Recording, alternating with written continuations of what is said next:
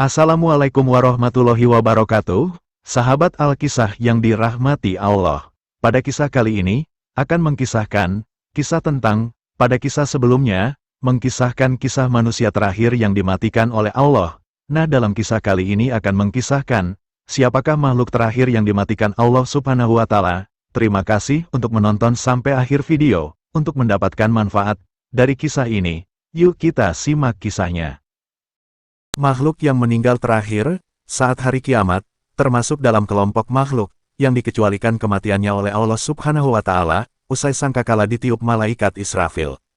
Hal ini diungkap dalam Quran Surah Az-Zumar ayat 68, yang artinya, dan sangkakala pun ditiup, maka matilah semua makhluk yang di langit dan di bumi, kecuali mereka yang dikehendaki Allah. Kemudian ditiup sekali lagi sangkakala itu, maka seketika itu mereka bangun dari kuburnya menunggu keputusan Allah.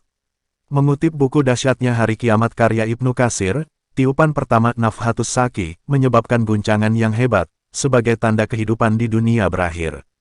Namun, orang-orang yang dikecualikan tersebut, tetap hidup di sisi Allah, dalam keadaan diberi rezeki.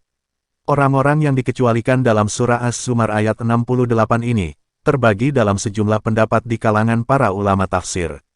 Pendapat pertama, ada yang menyebut bahwa mereka adalah Jibril, Mikail, Israfil, dan malaikat maut atau Israel. Pendapat kedua menyatakan, malaikat pembawa arsy, Jibril, Mikail, Israfil, dan malaikat mautlah, yang tetap hidup usai tiupan sangkakala pertama. Sementara pendapat lainnya, menyatakan mereka adalah makhluk selain dari yang telah disebutkan. Lantas siapa makhluk yang meninggal terakhir saat hari kiamat? Berdasarkan keterangan hadits, makhluk yang meninggal terakhir saat kiamat, dapat dipastikan berasal dari kalangan malaikat yang bertugas. Berikut penjelasan hadisnya, yang dikutip dari Ibnu Katsir dalam buku Dahsyatnya Hari Kiamat, rujukan lengkap hari kiamat dan tanda-tandanya, berdasarkan Al-Quran dan As-Sunnah. Saat sangkakala ditiupkan, Allah Subhanahu wa Ta'ala memerintahkan malaikat Israfil untuk memberikan tiupan kematian. Israfil pun meniupnya, sehingga semua yang ada di langit dan di bumi mati termasuk dirinya kecuali orang yang dikehendaki Allah Subhanahu wa Ta'ala, tulis penjelasan dari Ibnu Katsir. Allah Subhanahu wa Ta'ala berfirman kepada malaikat Israel, meski dia maha mengetahui siapa yang masih hidup. Malaikat Israel pun menjawab, engkau zat yang maha hidup, pembawa arsimu, Jibril, dan Mikail.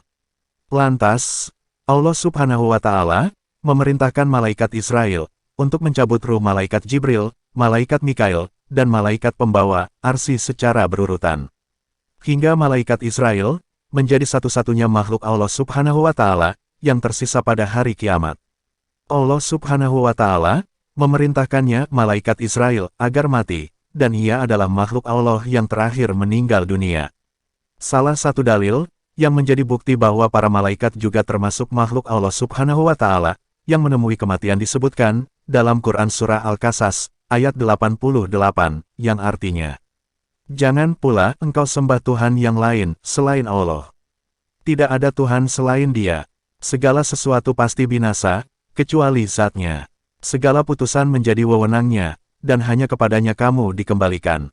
Bila ada malaikat yang baru diangkat ruhnya, setelah peniupan sangkakala, apakah ada malaikat yang sudah mengalami kematian sebelum itu?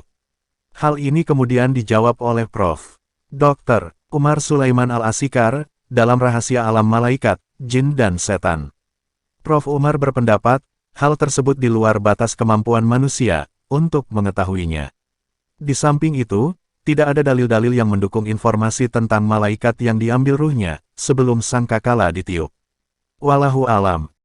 Baik, sahabat Alkisah yang dirahmati Allah, terima kasih sudah menonton kisah ini. Semoga bermanfaat.